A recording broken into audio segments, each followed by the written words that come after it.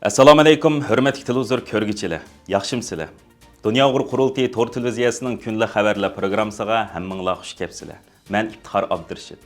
Bugun chorshanba. Hurmatli ko'ruvchilar, tövəndə diqqətinizlər kunlik xabarlar programmamızın təfsilatında bo'lsin.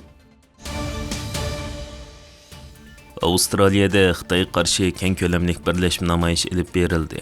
Avstraliya Uyg'ur jamiyati, Avstraliya Uyg'ur Tangirtog' xonim-qizlar jamiyati ve Victoria Uyg'ur jamiyati qatorliq 3 Uyg'ur tashkiloti ve Sydney, Adelaide, Melbourne'dagi bir qism Uyg'urlar Avstraliya poytaxti Canberrada Tibetliklar va Falun Gong faoliyatchilari bilan birlikda Xitoyning chegara halqagan bostirishiga qarshi birlashma namoyish o'tkazgan.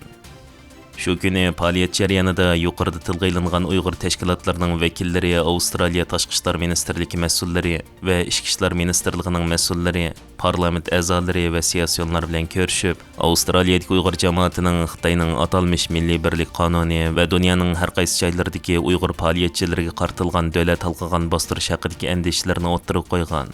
İlgari Avstraliya Tashqi ishlar ministrligi bu andishlarni Xitoy tarafga bevosita va oshkor holda o'ttirib qo'yib, chet el hukumatlarining Avstraliyadagi kishilarning kishilik huquq va erkinliklariga arilishiga yo'l qo'ymaydiganligini bildirgan edi.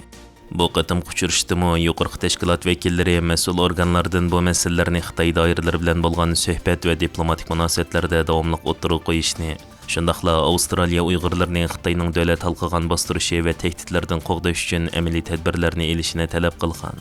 Avstraliya Tashqi ishlar ministrligi va Ichki ishlar ministrligidagi mas'ul kishilar nihoyatda ijobiy javob qaytargan. Azerbayjonning Uyg'ur majburiy emgiki bilan munosabatlik deb qaralib, qora tizimlikka kirgizilgan Xitoy shirkati bilan bo'lgan savdo aloqasi ayblashga duch kelmoqda.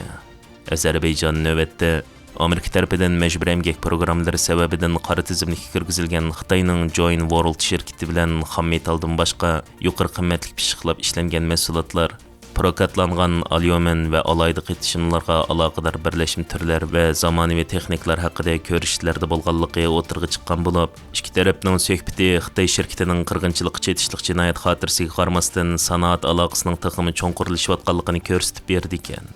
Azerbayjon Janubiy Kavkazdagi birdan-bir alyumin ishlab chiqaruvchi davlat. Navbatda Baku aloqalashayotgan Xitoy shirkatining Uyg'ur majburiy emgak munosabatli hujjatli xotirasi bo'lib, Uyg'urlar va boshqa ziyonkashlik uchirgan Turkiy millatlarni majburiy emgak silishga qatnashgan va Uyg'urlarni rayon halqib o'tkazishda hamkorlashayotganlik sababidan 2024-yil noyabrda Amerika Xitoyning Xinjiang Zhonghe shirkatini Uyg'urlarning majburiy emgak silinishining oldini olish qonuniga asosan qora tizimlikka olgan edi. Bu haqda Muslim Network to'rining xabarida Xitoy Uyg'urlarga qarshi zo'ravonlik qilganligini rad qildi. Ammo Amerika hukumatı va parlament Xitoyning Uyg'urlarga qilgan muomalasini milliy tozalash va irqiy qirg'inchilik deb ataganligini o'ttirib qo'yib, Azerbayjonning Xitoy bilan bo'lgan bu sherikligining majburiy emgak ramkasiga ilinishi va bu haqdagi har qanday kelishimning Azerbayjonning neftdan boshqa eksport orzusiga xavf ilib kelganligini, bo'libmi g'arb bozorlarida obro'y va qonuniy xavfga duch kelishdan derak berganligini ta'kidlagan. Nopozliq tədqiqatçı Adrian Zenz və Muattar Eluqut tərəfindən Xitayning Uyg'urlari qartilgan chegara halqagan bostirish to'g'risidagi yangi doklati e'lon qilindi. Mazkur doklatda Xitayning Uyg'ur muhojiratini chegara halqagan bostirish va kontrol qilishidagi chonqur andish qo'zg'aydigan yangi voqealar xotirlangan bo'lib, Beijingning chet eldagi Uyg'urlarning Sharq Turkistondagi oilasini yo'qlishiga qanday qilib borgan sir yo'l qo'yayotganligi, shuning bilan bir vaqtda bu ziyoratlarning ko'zitish va besim vositasi sifatida ishlatayotganligi analiz qilingan.